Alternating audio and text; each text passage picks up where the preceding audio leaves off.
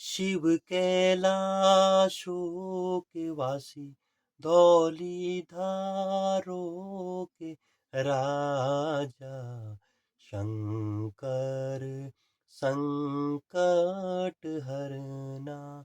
ओ भोले बाबा शंकर संकट हरना। शिव कैलाशों के वासी धौलीधारों के राजा शंकर संकट हरना। ओ भोले बाबा शंकर संकट हरना। दोस्तों, हर हर महादेव। पवित्र पर्व महाशिवरात्रि की आप सभी को हार्दिक शुभकामनाएं। जैसा कि आप सभी जानते हैं, फाल्गुन मास के कृष्ण पक्ष की चतुर्दशी तिथि को शिवरात्रि का पवित्र पर्व मनाया जाता है और इस पर्व के पीछे हमारे भारत देश में कई तरह की मान्यताएं प्रचलित है। एक मान्यता के अनुसार जब इस सृष्टि के सृजनकर्ता, आत्माओं के सृजनकर्ता भगवान शिव बाबा, जिनका कि कोई आकार नहीं था, जब जब वो अपने निराकार रूप से साकार रूप में अवतरित हुए, यानी कि ज्योतिर्लिंग के रूप में, या जिसको शिवलिंग भी कहते हैं, शिवलिंग के रूप में जब शिव बाबा अवतरित हुए इस सृष्टि में, उस दिन से ब्रह्मा जी ने और भगवान विष्णु ने उनकी उपासना, उनकी पूजा पाठ करनी प्रारंभ की थी। जो वो शुभ घड़ी थी, जो वो शुभ दिन था, उस दिन फाल्गुन मास की कृष्ण पक्ष की चतुर्दशी तिथि थी। यानी कि उसी रात्रि से जो है शिवरात्रि का पर्व मनाया जाता है और भगवान शिव की साकार रूप में आराधना की शुरुआत जो है उसी दिन से हुई थी।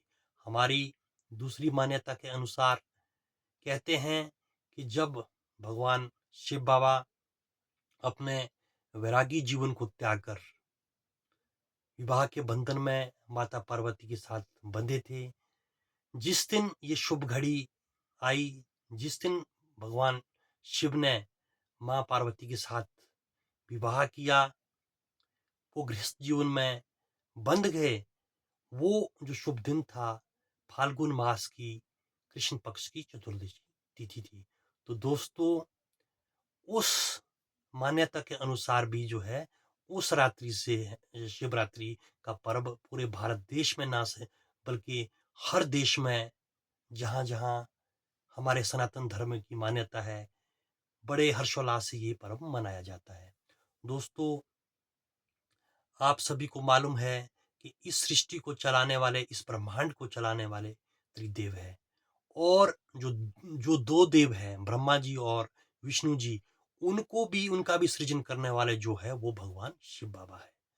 क्योंकि शिव बाबा का कोई रूप नहीं था, वो निराकार रूप में थे, एक ज्योतिर्बिंदु के तौर पर जो है उनको माना जाता था। तो दोस्तों, शिव भगवान सभी देवों में श्रेष्ठ देव कहलाए जाते हैं, क्योंकि शिव भगवान की दृष्टि में कोई भी छोटा बड़ा या किसी भी तरह का भेदभाव जो है, शिव भगवान जब भी आशीर्वाद देते हैं या किसी को वरदान देते हैं, वो चाहे देवता है, चाहे राक्षस है, चाहे गंधर्व है, जो भी है, तो शिव भगवान बिना किसी भेदभाव के जो है फल देते हैं सभी देवताओं राक्षसों को।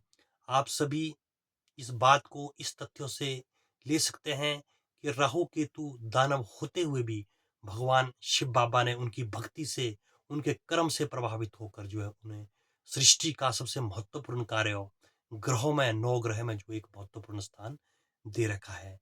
दोस्तों, ईश्वर से कामना करता हूँ, भगवान भोले बाबा से कामना करता हूँ कि आप सभी के जीवन में शुभता ही शुभता रहे, और आप आज के दिन जितने भी शिव भगत हैं, सभी ज्योतिर्लिंग में, शिव मंदिरों में जाकर अपने अपने तरीके से उपासना कर रहे हैं, कहीं अपने घरों में उपासना कर रहे हैं। और मैं ऐसा मानता हूँ, मेरा ऐसा मानना है कि इन पर्वों के बहाने से जो है हम कम से कम कुछ घड़ी के लिए, कुछ समय के लिए भगवान से जुड़ते हैं, अपने माइंड जो हमारा दिमाग अस्थिर रहता है तरह-तरह की टेंशनों को लेकर, इस बहाने से जब हम भक्ति से जुड़ते हैं, तो हमारा दिमाग कुछ समय के लिए शांत रहता है और हम खुशी खुद को महसूस कर पाते हैं। दोस्तों, जय भोले शंकर।